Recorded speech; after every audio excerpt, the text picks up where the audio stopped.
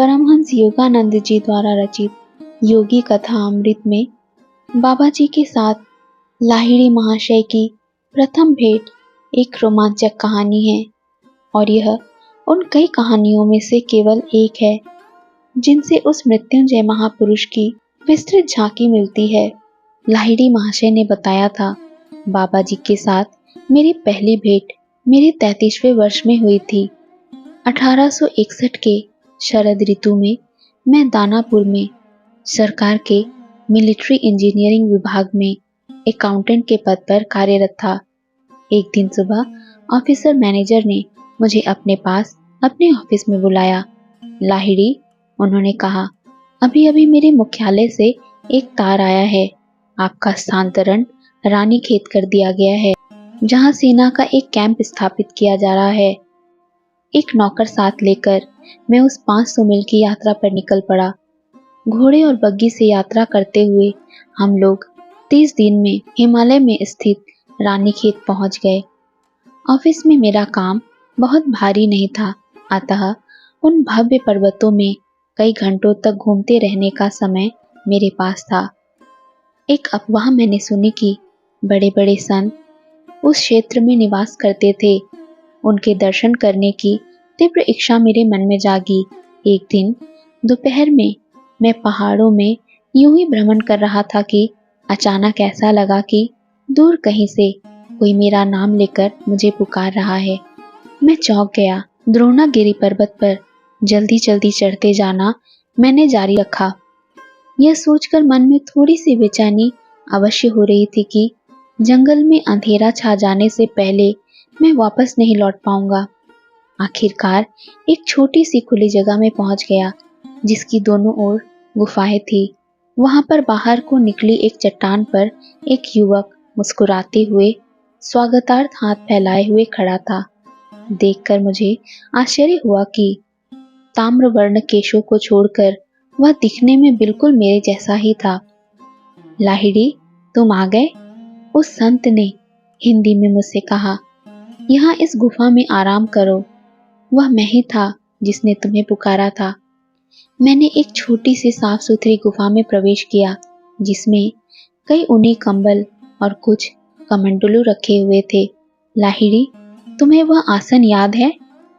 उस योगी ने एक कोने में रखे हुए कंबल की ओर हाथ दिखाया। नहीं महाराज, अपनी इस साहसिक यात्रा की विचित्रता पर मैं कुछ हक्का बक्का सा हो रहा था। मैंने आगे कहा, अब मुझे अंधेरा होने से पहले निकलना होगा। सुबह ऑफिस में काम है। उस रहस्यमय संत ने अंग्रेजी में उत्तर दिया, the office is brought for you and not you for the office. Office को तुम्हारे लिए लाया गया है, तुम्हें ऑफिस के लिए नहीं। मैं अवाक रह गया कि यह वनवासी तपस्वी न केवल अंग्रेजी बोलता है, बल्कि ईसा मसीह के शब्दों का अर्थ भी इसके शब्दों में ध्वनित हो रहा है। मैं देख रहा हूँ कि मेरे तार ने अपना काम किया है। योगी की इस टिप्पणी का अर्थ मुझे समझ में नहीं आया। मैंने उनसे इसका अर्थ पूछा। मैं उस तार की बात कर रहा हूँ जिसके कारण तुम इस निर्जन प्रदेश में पहुंच गए हो। मैंने ही तुम्हारे वरिष्ठ अधिकारी के मन को गुप्त रूप से यह सुझाव दिया था कि तुम्हारा स्थानांतरण रानीखेत कर दिया जाए। जब कोई मनुष्य मानव मात्र के साथ एकता अनुभव करता है, तब उसके लिए सभी मानव मन संचार का केंद्र बन जाते हैं और वह उसके माध्यम से अपनी इच्छा के अनुसार कार्य कर सकता है। फिर उन्होंने कहा, लाहिड़ी, निश्चय ही यह गुफा तो तुम्हें सुपरिचित प्रतीत होती होगी। जब मैं हतप्रभ होकर चुपचाप खड़ा रहा, तो संत ने मेरे पास आकर मेरे माथे पर धीरे से आघात किया। उनके चुंबकीय स्पर्श से मेरे दिमाग में एक अद्भुत प्रवाह बह पड़ा, जिसने मेरे पूर्व जन्म की मधुर स्मृतियां जगा दी। मुझे याद आ गया। आनंद के आवेग से मेरा कंठ अवरुद्ध सा हो गया। आप मेरे गुरु बाबा जी हैं, जो सदा ही मेरे रहे हैं। अतीत के दृश्य मेरे मन में स्पष्टता के साथ उभर रहे हैं। यहाँ इसी गुफा में मैंने अपने पिछले जन्म में कई वर्ष बिताए थे। वर्णातीत स्मृतियों से भाव विभोर होकर मैंने अश्रुपात करते हुए अपने गुरुदेव के चरणों का आलिंगन किया। 3 दशकों से भी अधिक समय से मैं तुम्हारे लौट आने की प्रतीक्षा कर रहा हूँ। स्वर्गीय प्रेम से बाबा जी की आवाज झंझकृत हो रही थी। तुम निकल गए और मृत्यु उपरांत जीवन की प्रचंड लहरों में खो गए। तुम्हारे कर्मों की जादुई छड़ी ने तुम्हारा स्पर्श किया और तुम चले गए। तुम्हारी दृष्टि मुझसे हट गई, पर मेरी दृष्टि से तुम कभी ओझल नहीं हुए। उस सूक्ष्म ज्योति सागर में भी मैं तुम्हारे पीछे था, जहाँ तेजस्वी देवता विचरते हैं, अपने बच्चे की रक्षा करने वाले पक्षी की तरह। मैं अंधकार, तूफान, उथल पुथल और प्रकाश में सतत तुम्हारे पीछे पीछे चलता रहा। जब तुम मानव गर्भावस्था में थे और जब शिशु रूप में तुमने जन्म लिया, तब भी मेरी दृष्टि लगातार तुम पर लगी हुई थी। जब तुम घुर्नी की नदी में अपने नन्हे शरीर को पद्मासन में स्थिर कर बालों से ढक लेते थे, तब भी अदृश्य रूप से मैं वहां उपस्थित रहता था। महीनों पर महीने और वर्षों पर वर्ष इसी शुभ दिन की प्रतीक्षा करता हुआ मैं तुम पर दृष्टि रखता आया हूँ। अब तुम मेरे पास आ गए हो। यह रही तुम्हारी गुफा, जो तुम्हें कभी इतनी प्रिय थी। मैंने तुम्हारे लिए सदा इसे साफ सुथरी तैयार रखा है। यह रहा तुम्हारा पवित्र कंबल, आसन, जिस पर बैठकर तुम प्रतिदिन अपने विस्तारित होते हुए हृदय में भगवान को भर लेते थे। यह रहा तुम्हारा कटोरा, जिससे तुम मेरे बनाए हुए अमृत का पान करते थे।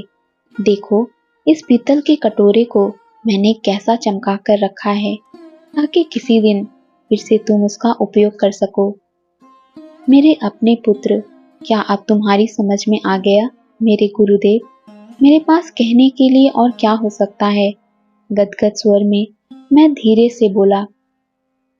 कहीं किसी ने कभी ऐसे अमर प्रेम के बारे में सुना भी है?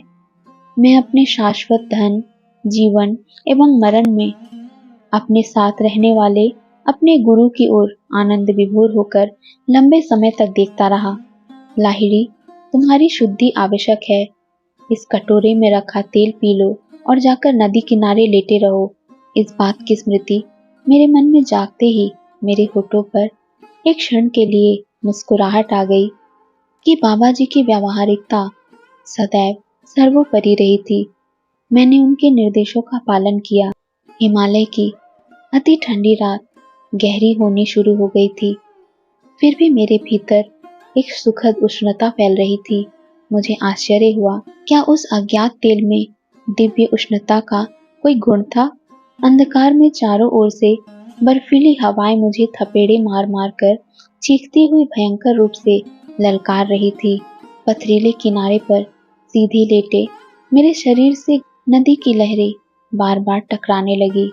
आसपास बाघों की गर्जना सुनाई दे रही थी, पर मेरा हृदय भय से ऋण मुक्त था। मुझ में उत्पन्न होती जा रही नवजात शक्ति मुझे अमेक सुरक्षा के प्रति आश्वस्त कर रही थी। कई घंटे बड़ी तेजी से बीत गए। गत जन्म की अस्पष्ट स्मृतियां अपने गुरु के साथ पुनर्मिलन के मेरे वर्तमान उज्जवल विचारों में घुल मिलने लगी। किसी के निकट आने की आहट से एकांत में पड़े पड़े चल रही मेरी विचारधारा भंग हो गई। अंधेरे में एक आदमी के हाथ ने मुझे खड़ा होने में सहायता दी और कुछ सूखे वस्त्र दिए। आओ बंधु, उस आदमी ने कहा, गुरुदेव तुम्हारी प्रतीक्षा कर रहे हैं। जंगल में मुझे रास्ता दिखाता हुआ वह मेरे आगे आगे चलने लगा। जब हम अपने रास्ते के एक मोड़ पर पहुंचे, तब अचानक दूर दिखाई देने वाले एक स्थिर प्रकाश से रात में उजाला हो गया। क्या सूर्योदय हो रहा है? मैंने पूछा। पूरी रात तो अवश्य ही नहीं बीती है, मध्य रात्रि का समय है।